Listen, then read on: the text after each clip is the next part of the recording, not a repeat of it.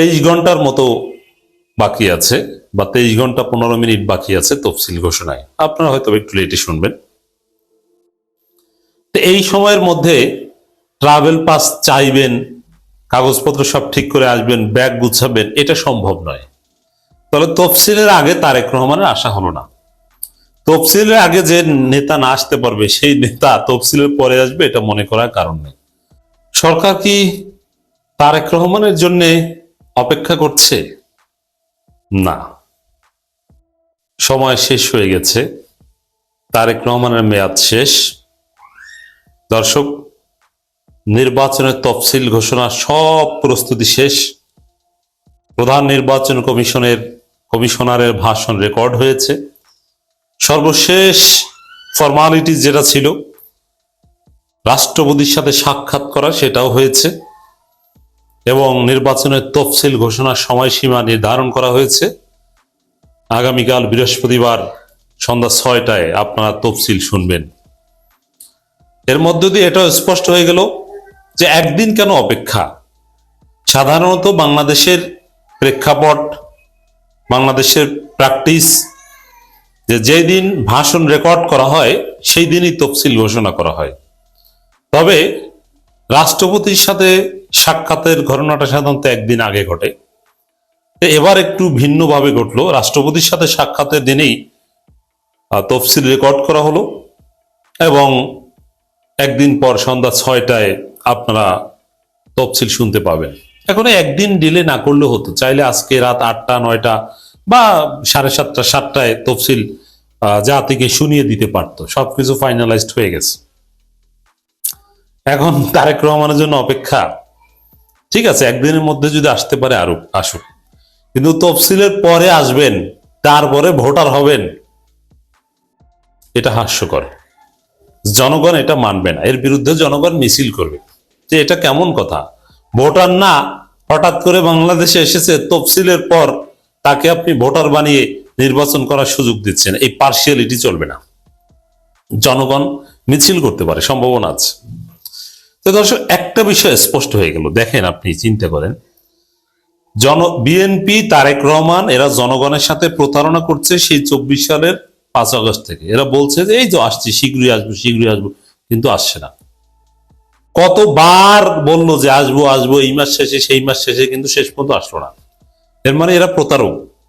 এবং শেষ পর্যন্ত তফসিল ঘোষণা হলো, তফসিলের আগে আসবে, তফসিলের আগে আসবে, তাও আসলো না। এখন তফসিলের বাকি আছে 24 ঘন্টা, লেস দেন 24 আওয়ার্স। কারণ বাংলাদেশে আমি যখন কথা বলছি 7:15 প্রায়। এর মানে 23 ঘন্টার মতো বাকি আছে বা 23 ঘন্টা 15 মিনিট বাকি আছে তফসিল ঘোষণায়। আপনারা হয়তো একটু লেটে শুনবেন। তো এই সময়ের মধ্যে ট্রাভেল পাস চাইবেন, কাগজপত্র সব ঠিক করে আসবেন, ব্যাগ গুছাবেন, এটা সম্ভব নয়। তাহলে তফসিলের আগে তারেক রহমানের আশা হলো না। তফসিলের আগে যে নেতা না আসতে পারবে সেই নেতা তফসিলের পরে আসবে, এটা মনে করার কারণ নেই। আর আসলে জনগণ তাকে ভোট দিবে, এটাও মনে করার কারণ নাই। বিএনপি যে কি পরিস্থিতিতে আছে একটু চিন্তা করেন। তাদের নেতা আসবেন কি আসবেন না, এটাই তারা স্পষ্ট বলতে পারে না। তাহলে আপনি চিন্তা করেন, বৃহস্পতিবার সন্ধ্যা 6টায় ঘোষণা করা হবে নির্বাচনের তফসিল। এর মানে ফাইনাল, আর কোনো সন্দেহ সংশয় নেই। তারেক রহমান নেই, তফসিল আছে। তারেক রহমান নেই, জামাত আছে। তারেক রহমান নেই, ডক্টর ইউনূস আছে। সবাই আছে, সব আছে, কিন্তু নেই শুধু তারেক রহমান। কেমন লাগে? আসবেন, এসে ভোটার হবেন, মামুবাড়ির আবদার, যখন তখন মামুবাড়ি ঢুকে যাবেন। না, এটা বাংলাদেশ। আপনাকে একটা প্রসিডিউর মেনটেন করে আসতে হবে। আপনাকে নির্বাচন করতে হলে, আর নির্বাচন কমিশন চরম বিতর্কিত হবে মাঝপথে তারেক রহমানকে সুযোগ দিলে, ভোটার হতে দিলে। ভোটার তালিকার ফাইনাল ভোটার তালিকা প্রকাশ করা, যেমন কতজন ভোটার, এটা পাবলিশ করা হয়ে গেছে। তফসিলের আগেই ভোটার তালিকা প্রকাশ করতে হয়, কতজন ভোটার, কয়টা ব্যালট পেপার বানানো হবে। এর মানে যে যতজন ভোটার বাংলাদেশে, ততটা ব্যালট পেপার বানানো হবে। কিছু বেশি বানানো হবে যদি নষ্ট হয়। কিন্তু সেই যতজন ভোটারের জন্য ব্যালট পেপার বানানোর টেন্ডার হয়েছে, ততজন ভোটারের মধ্যে তারেক রহমান নাই। এখন এটা ক্লোজ। এখন মাঝপথে তারেক রহমানকে ভোটার হওয়ার সুযোগ দেবেন, এটা জনগণ স্বাভাবিকভাবে মানবে না। সুষ্ঠু নির্বাচনের পথে সেটা অন্তরায় হিসেবে ধরেন, এবং তারেক রহমানের প্রতি আলাদা পক্ষপাত করছে নির্বাচন কমিশন। জনগণ বিষয়টাকে এভাবে দেখবে। অতএব তারেক রহমান আসছেন না, আর পরে আসলে ভোটার হওয়ারও সুযোগ সম্ভবত সরকার দিতে পারবে না, নির্বাচন কমিশন দিতে পারবে না। দিলে তারা বেকায়দা করবে, সমালোচিত হবে। এটা নিয়ে বিক্ষোভ মিছিল হতে পারে। তখন তখন ইতিহাসের সেরা নির্বাচন, শতাব্দীর শ্রেষ্ঠ নির্বাচনের যে কমিটমেন্ট, সেটা থাকছে না। তাহলে আমরা ধরে নিতে পারি যে তারেক রহমান অধ্যায়ের সমাপ্তি। আগামী নির্বাচনে, ত্রয়োদশ জাতীয় নির্বাচনে তারেক রহমান অধ্যায়ের সমাপ্তি। এই তফসিল ঘোষণার 3 ক্ষণ সময় ফাইনালাইজ করার মধ্য দিয়ে আমরা বুঝতে পারছি যে জুবাইদুর রহমানকে এখন ডক্টর কামাল বানাবে, মানে আব্বা মানবে। এ কারণে জুবাইদুর রহমানকে পাঠিয়েছে। কিন্তু এটা প্রতারণা কেন? আগে ভাগে বলেন। বিএনপি তো এতে হতাশ হয়ে যাবে। তারাই তো হতাশ হয়ে বলবে যে এটা কিভাবে কি হয়, আসার কথা বলে আসলো না, হঠাৎ করে অমুকে হলো। এটা নিয়ে এরকম দ্বিধাদ্বন্দ্ব বা সন্দেহ সংশয় ঢুকে যাবে। তো এই জন্যে বিএনপি সিভিয়ারলি কঠিন পরিস্থিতিতে পড়েছে, এতে কোনো সন্দেহ নেই। যে তারেক রহমান বিহীন, তারেক রহমানকে রেখেই নির্বাচনের ট্রেন ছেড়ে দিচ্ছে। এখন আমরা বলতে পারি সর্বোচ্চ যে 24 ঘন্টা তারেক রহমানের জন্য অপেক্ষা, একটু সুযোগ দেওয়া হলো। এই 24 ঘন্টার মধ্যে পারলে আসেন, নইলে আপনি বাদ। তাহলে স্পষ্ট হয়ে গেল যে এই 24 ঘন্টার মধ্যে আসা সম্ভব না, আর সরকারকেও কিছু বলতে পারবে না। অপেক্ষা তো করেছে। এই 24 ঘন্টা অপ্রয়োজনীয়। আজকেই সন্ধ্যার দিকে পারলে তফসিল ঘোষণা করার সুযোগ ছিল। এই 24 ঘন্টা সময় দিয়েছে। 24 ঘন্টা লাগে না লন্ডন থেকে আসতে। কিছু বলতেও পারবে না, কাউকে দায়ী করতে পারবে না।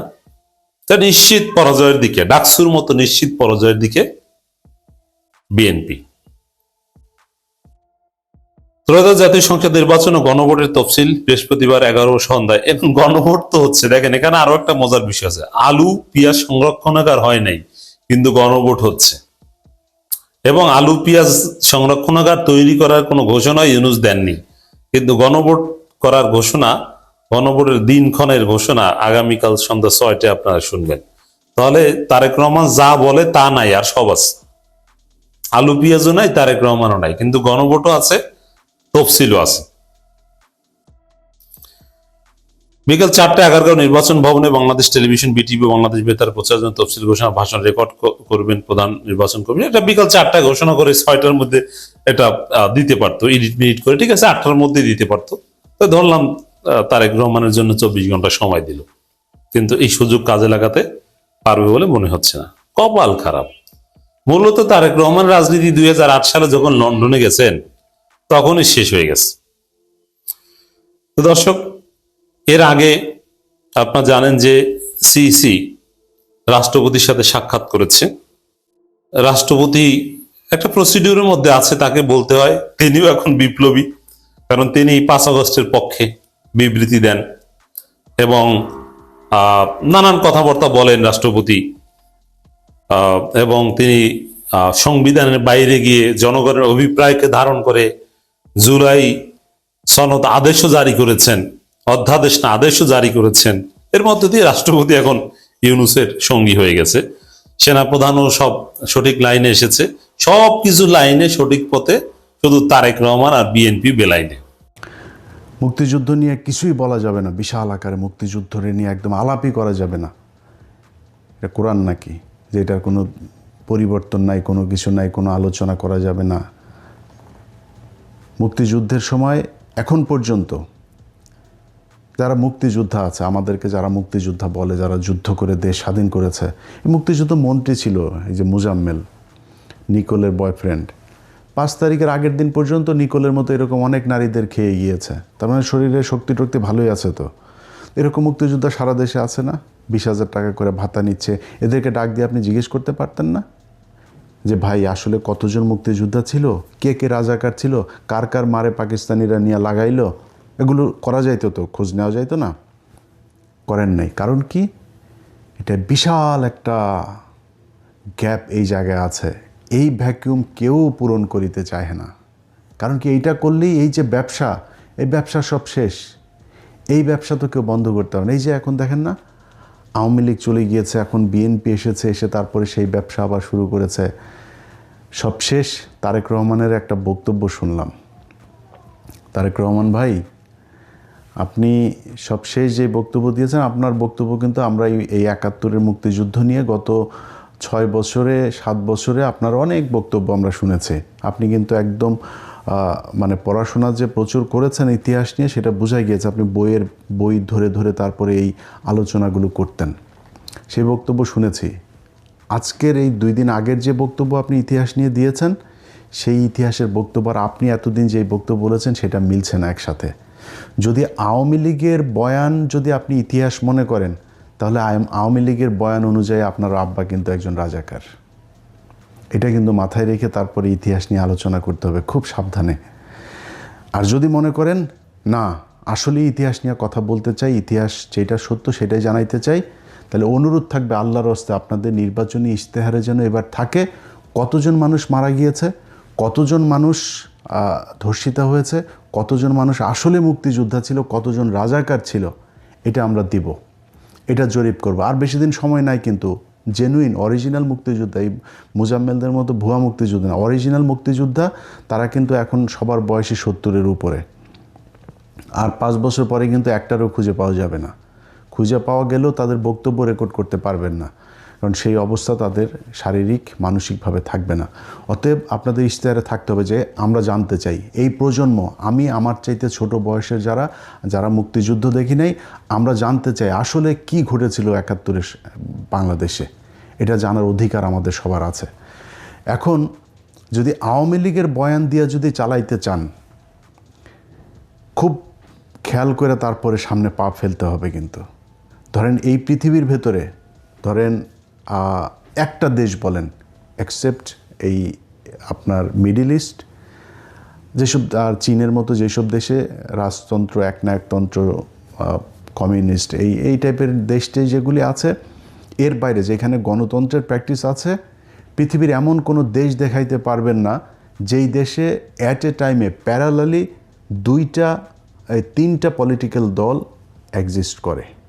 2টা, সবখানে 2টা। আপনি আমেরিকা বলেন, লন্ডন বলেন, যত মানে বড় বড় আপনার দেশ যা আছে, সেটা এই ইন্ডিয়া বলেন আর বাংলাদেশ বলেন, কখনোই কিন্তু 3 দল একসাথে সমান শক্তিশালী 3টা বিরোধী দল পৃথিবীর কোথাও নাই।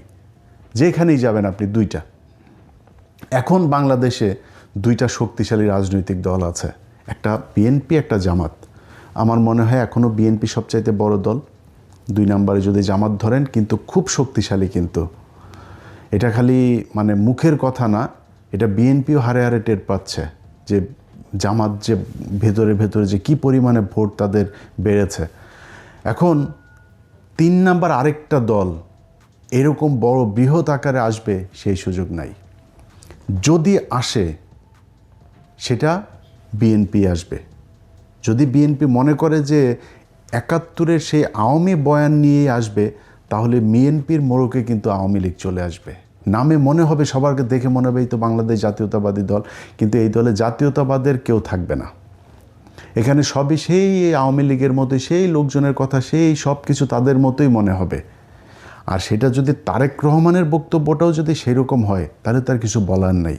একমাত্র জিয়া পরিবারকে আমরা বিশ্বাস করি যে না, তারা অন্তত বাংলাদেশ জাতীয়তাবাদের এই বাংলাদেশে তারাই হচ্ছে গিয়ে প্রণেতা, এবং তাদের হাত ধরে এটা শুরু হয়েছিল। তাদের এই পরিবার যতদিন থাকবে বাংলাদেশ জাতীয়তাবাদ এটা থাকবে। এখন বাঙালি জাতীয়তাবাদে যদি আপনি যাইতে চান, সেটা আবার ওইটা কিন্তু আওয়ামী লীগের নিয়ে হয়ে যাবে। তখন নামে থাকবে হয়তো বিএনপি। আওয়ামী লীগের ইতিহাস বাংলাদেশের শেষ, এটা মনে মনে আপনাকে বেঁচে রাখতে হবে। সব শেষ। শেখ হাসিনার কথা আপনারা টেলিগ্রামে যারা শুনেছেন, যে এখন আমাদের আর কি করা, আমাদের আর করণীয় নেই, আমাদের গেরিলা হামলা করতে হবে। মানে বক্তব্য বুঝেছেন তো, যে তার হাতে আর কোনো কিছু করার নাই। আন্তর্জাতিক বলেন, জাতীয় বলেন, সবখানে তাদের দেখা শেষ। এই দেশের মানুষও তাদের কথা এখন কেউ নেমে আসবে না। সো 2-4টা ভাঙচুর জ্বালাও পোড়াও করতে পারেন, করলে আবার মামলা খাবেন। এই রাস্তা তো আপনারা দেখিয়ে দিয়ে গেছেন। একটা হবে 1200 মানুষের নামে মামলা হবে, মুরগির উপর বোমা মারার মামলা করেছেন না, সো এই রাস্তা তো আপনারা দেখিয়ে গিয়েছেন, পুলিশকে সেই ইকুইপমেন্ট দিয়ে গিয়েছেন। আড়ি পাতা দিয়ে এখন স্বরাষ্ট্র উপদেষ্টা সরাসরি বলে আড়ি পাতা হবে। আপনারা এগুলো করে খুব বেশি সুযোগ সুবিধা নিতে পারবেন না। সো বিএনপি জামাতের জায়গায় থাকবে। জামাত যেহেতু উঠে গিয়েছে, জামাত তো এখান থেকে উপরে উঠবে, নিচে নামবে না। তো এখন আপনারা কারা থাকবেন? বাংলাদেশ জাতীয়তাবাদ থাকবেন না বাঙালি জাতীয়তাবাদ থাকবেন? সেটা হচ্ছে আপনাদেরকে ডিসাইড করতে হবে। যাই হোক, বিএনপিকে খুব বেশি নসিহত করতে চাই না, বিএনপির নিজস্ব ব্যাপার। বিএনপিকে নিয়ে কথা বললে আবার বিএনপি আর আমাদের জামাত টামাত বানায় দিবে, যেখানে ভাই আপনাদেরকে অবমূল্যায়ন করে ছোট করে কথা বলার মতো সুযোগ নেই। অনেকে বিশাল গ্যাঞ্জাম বাঁধাইতে চাচ্ছে আমাদের আর বিএনপির মাঝখানে, আমারে দিয়ে সেটা পারবেন না। কারণ হচ্ছে কি, কারণ এই বিএনপি তো গত 15 বছরে তারা জীবন দিয়েছে, তাদের পার্টির লোক গুম হয়েছে, তারা জেলে ছিল। এই পুরো দলটারে একদম যা মনে চায় তাই বলবেন, এটা বলা আমার এত দুঃসাহস হয় না, যে কারণে খুব বেশি বুঝাইলাম না। বাট সামনের দিনগুলোতে খুব সাবধানে পা চলতে হবে। মনে করেন জামাত ইসলাম ক্ষমতায় আসলো, আওয়ামী লীগ যা করেছে এই বিএনপির উপরে, জামাত ইসলাম সেটা কোনোদিনও করবে না। করলে আমরা ছেড়ে দেবো না তো, যে জামাত এসে বিএনপিরে গুম করবে, খুন করবে, বিএনপির একদম বিরোধী দল নিশ্চিহ্ন করে ফেলবে, জামাতটা আমরা ছেড়ে দিব নাকি? কিন্তু যদি আওয়ামী লীগকে আবার আনেন, আম এবং ছালা দুটাই যাবে।